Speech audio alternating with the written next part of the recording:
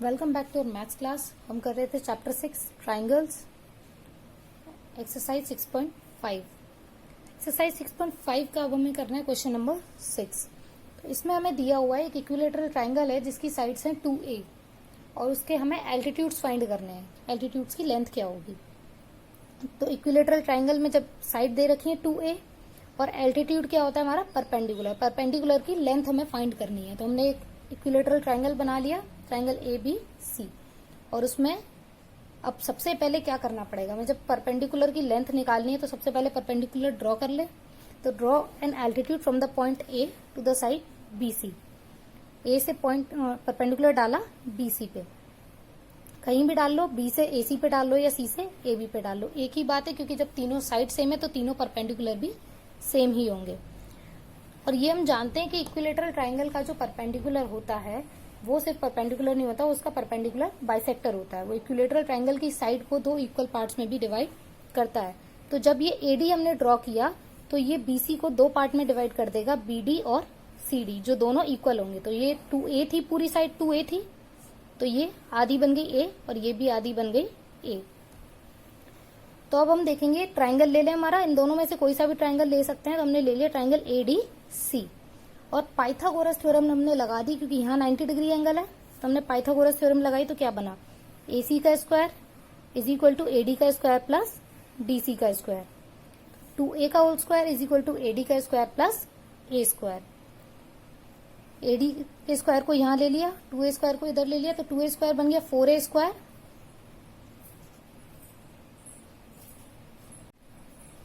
4A square minus A square. AD का square हो गया 3A स्क्वायर, AD हमारी क्या हो गई √3A।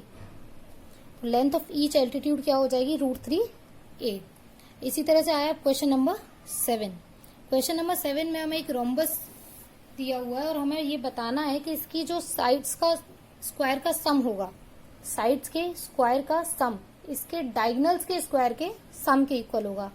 यानी कि AB square plus BC square plus CD square plus AD square, ये चारों साइड का स्क्वायर का जो सम होगा वो डायगोनल्स के स्क्वायर का सम AC square plus BD square होना चाहिए। तो हम क्या करेंगे, सबसे पहले तो इसमें हमने डायगोनल लिया है, तो डायगोनल हमें पता है कि रोम्बस के डायगोनल्स एक दूसरे को 90 डिग्री के एंगल पे बाइसेक्ट करते हैं। बाइसेक्ट तो करते ही हैं और साथ में क्या करते हैं 90 डिग्री का एंगल बनाते हैं। तो वो हमने लिख दिया, we know that diagonals of a rhombus intersect each other at the mid point and form the angle of 90 degree. तो अब इसमें से कोई सा भी एक ट्राइंगल हम उठा लेते हैं। ट्राइंगल ले लिया हमने, ट्राइंगल AOB। तो इसमें ये हाइपो परपेंडिकुलर बेस, तो ले लिया AB का square is equal to AO का स्क्वायर प्लस OB का स्क्वायर। इसको मान लिया हमने इक्वेशन नंबर 1।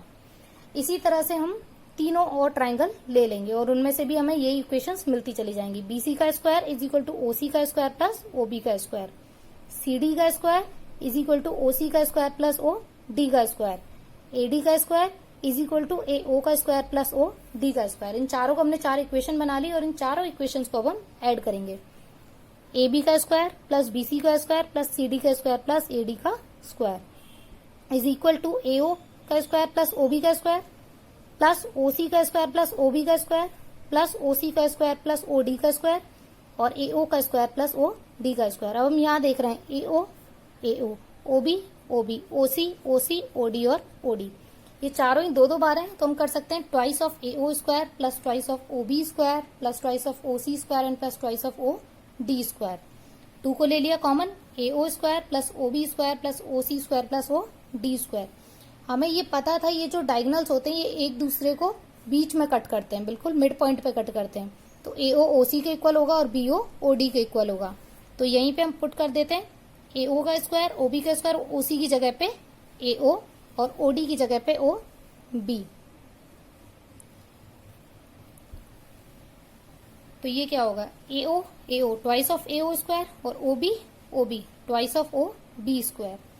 इस 2 को भी अब हम बाहर ले लें तो क्या हो जाएगा 4AO square plus OB square.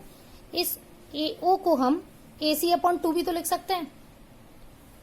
AO जो है वो AC का हाफ ही है, तो हमने लिख दिया AO की जगह पे AC/2 का होल स्क्वायर। प्लस ओबी की जगह पे भी हम ऐसे ही लिख देंगे बी डी अपॉन 2, तो बी डी अपॉन 2 का होल स्क्वायर। जब इनके स्क्वायर करेंगे तो क्या हो जाएगा, 4 तो एज इट इज है ही, AC का स्क्वायर अपॉन 4 प्लस BD का स्क्वायर अपॉन 4। इस अपॉन वाला जो 4 है इसको भी हम बाहर ले लें, 4 इंटू 1 अपॉन 4, और अंदर रह गया AC का स्क्वायर प्लस BD का स्क्वायर। 4 से 4 कट, यहाँ पे हमारे ये चारों थे, AB का स्क्वायर प्लस BC का स्क्वायर प्लस CD का स्क्वायर प्लस AD का square is equal to AC square plus BD square, और यही हमें प्रूव करना था। ये हो गया यहाँ पे हमारा प्रूफ। नेक्स्ट क्वेश्चन हम करेंगे नेक्स्ट क्लास में।